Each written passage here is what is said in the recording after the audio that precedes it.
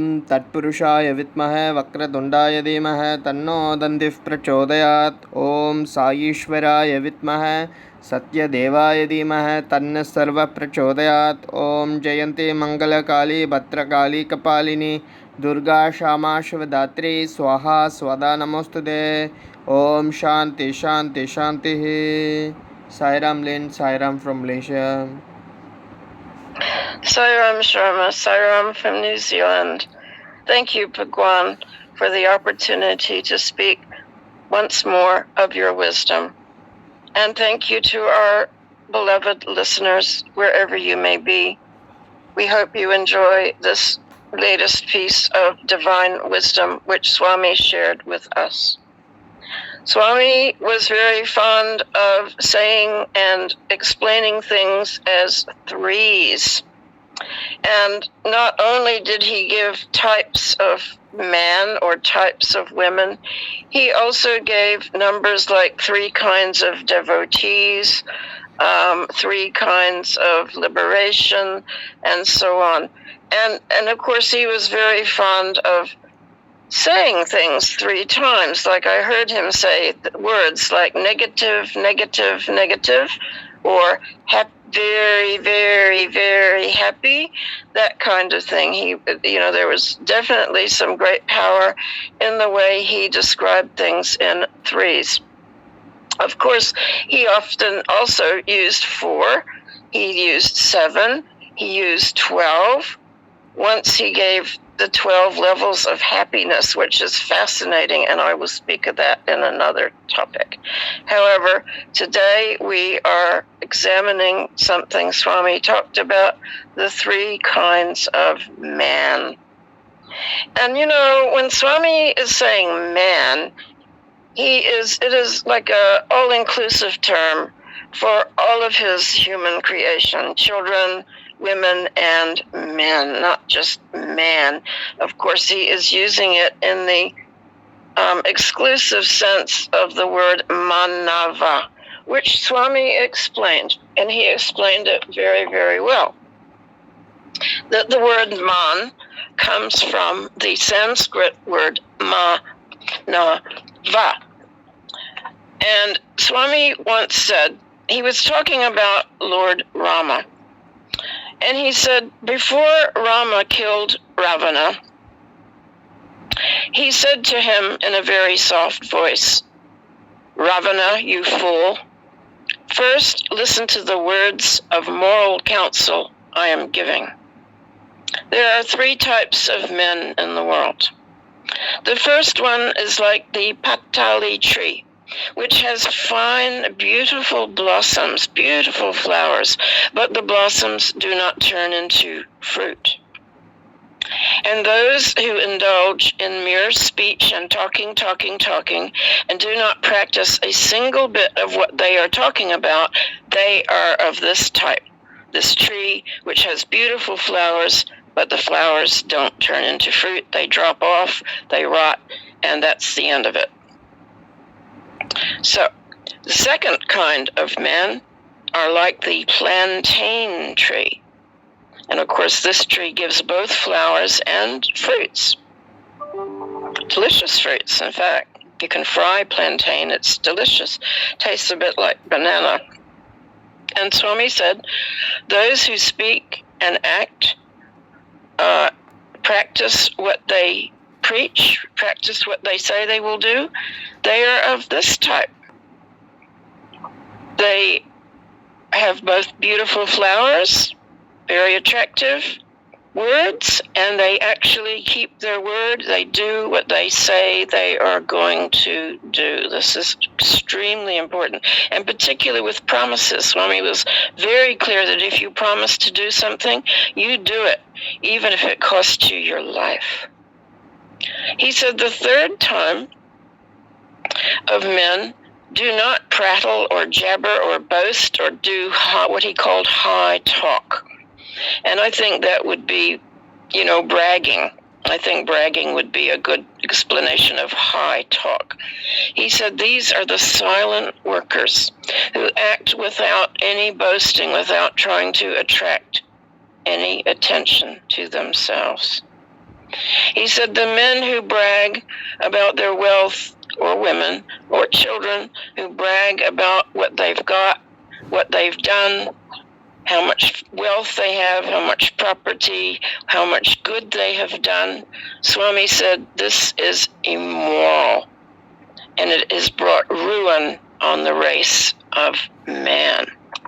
Now, the whole topic of men really could take up what Swami has said about men, could really take up a whole volume in itself. If you look over the years and years of words that Swami has given and information about man, really it could fill an entire volume. And he always said man is so called because he has the capacity to enjoy manana, which is inward contemplation. And that, what is inner contemplation? That is the ability, as Mata Betty said, first concentration, then contemplation on the fact that you are a divine being, that within your heart is a chamber, a tiny chamber like a perfect vacuum, and that vacuum houses a flame, a threefold flame, as Swami has explained it, that is your spiritual heart. And Swami said that is the manava, that is what man is so called, because he can enjoy that. Once you can enjoy the fact that you are this divine being, this divine creation, this spark of the divine, which burns within you day and night, there's never a flicker. It is always burning. It is, as he explained to me in my interview, it is right there. He pointed to the center of his chest, just about a finger's length from the Adam's apple down to the chest, center of the chest. He said, spiritual heart is here. Find me here. God lives within you as a flame. And so this is one of the most divine and most profound spiritual truths, is that we have this ability to contemplate on this is what we truly are. But we are constantly being the victim also of what Swami calls the circular stones of the grinding mill. That is the world pulling us in one direction. He says man is like the king of all the animals. His is the most glorious chance amongst all living beings. Though the elephant lives longer and the lion is more fierce, the eagle is more far-seeing and the rooster more punctual in early rising, the cow more imbued with the spirit of sacrifice, man and woman has in them vaster potentialities which can be brought out only by proper culture.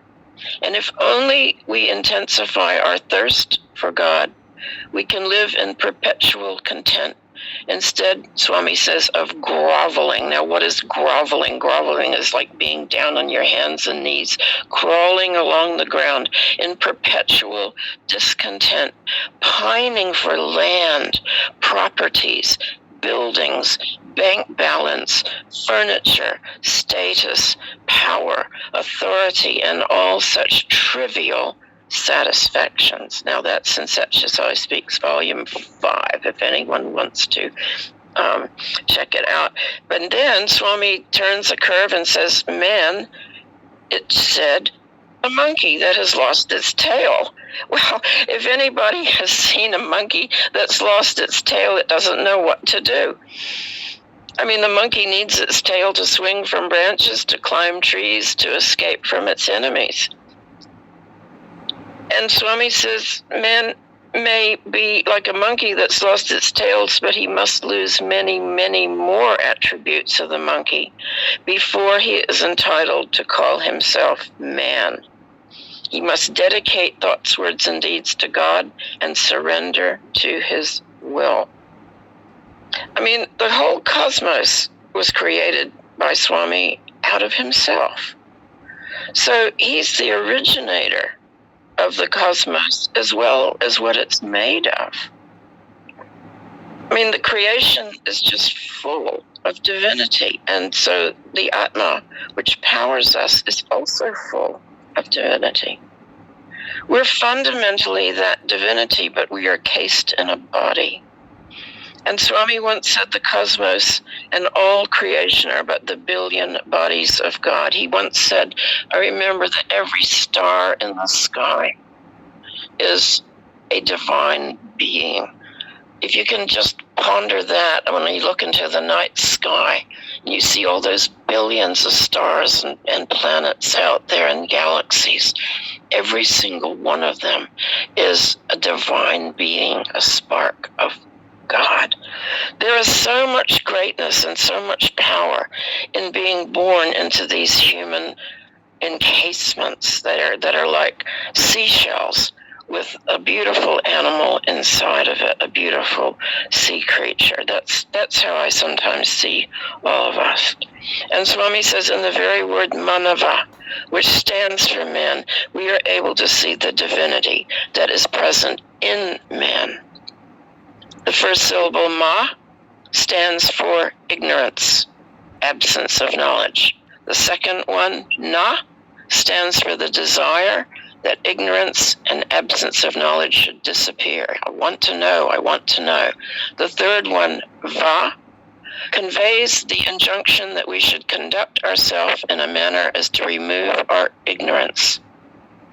Ignorance, Swami says, is equivalent to death. And there is no meaning in our attributing ignorance to man. To be born as a man is a very sacred thing. To be born as a man or woman is something very difficult and very sacred. And Swami said even the devas at one time want to have a human birth. Can we imagine that? Even the devas.